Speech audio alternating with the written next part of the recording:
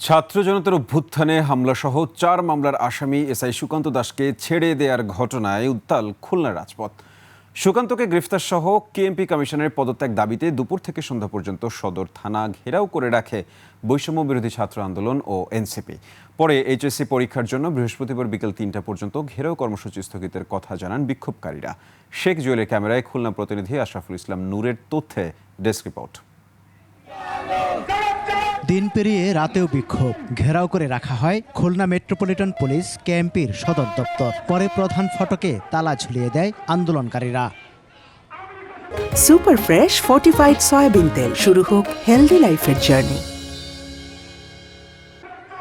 মঙ্গলবার বিকেলে মহানগরীর ইস্টার্ন গেট এলাকা থেকে এসআই সুকান্তকে আটক করে মারধরের পর খান জাহান আলী থানা পুলিশে সোপর্দ করে স্থানীয়রা। পরে ওই রাতে তাকে ছেড়ে দেওয়া হয়। এ ঘটনায় ফুঁসে ওঠে বৈষম্য বিরোধী ছাত্র আন্দোলন ও এনসিপির নেতাকর্মীরা।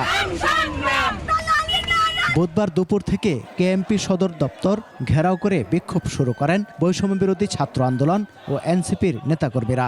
বলেন, শুধু সুকান্ত নয়, ছাত্র জনতার আন্দোলনে গণগ্রেফতার ও সীমাহীন নির্যাতনের অভিযোগে কেএমপির ডজনখানেক কর্মকর্তার বিরুদ্ধে মামলা হলেও আইনগত ব্যবস্থা গ্রহণ করেনি পুলিশ। বৈষম্য বিরোধী ছাত্র জনতা তাদেরকে পুলিশের হেফাজতে দিয়েছিল, যাতে তারা আশা করেছিল যে পুলিশের কাছ থেকে তারা একটা এর বিহিত পাবে, কিন্তু সেটা তারা পায়নি। এসআই সুকান্তকে যখন জনগণ পুলিশের হাতে সোপর্দ করলো, পুলিশ কোন সাহসে এবং কোন শেল্টারে, কার শেল্টারে এবং কার কথায় সুকান্তকে ছেড়ে দিয়েছে, এটার জবাব আমরা সর্বপ্রথম চাই।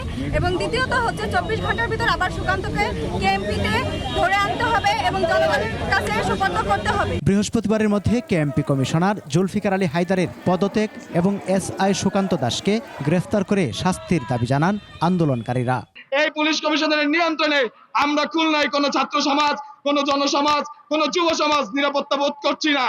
একই সাথে এসআই সুকান্তকে ছেড়ে দেওয়ার মাধ্যমে তিনি তার চরম ক্ষমতার পরিচয় দিয়ে দিয়েছেন। পুলিশ কমিশনারের পদত্যাগের দাবি এক দফাই হয়ে যাবে। যতক্ষণ না সেই পদত্যাগ করবে ততক্ষণ এই কর্মসূচি চলতে থাকবে। আমরা এই রাজপথ ছাড়ছি না, ছাড়বো না।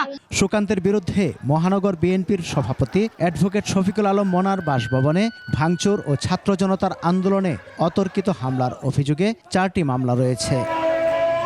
সমর ইসলাম, ডেস্ক রিপোর্ট, 21 টেলিভিশন।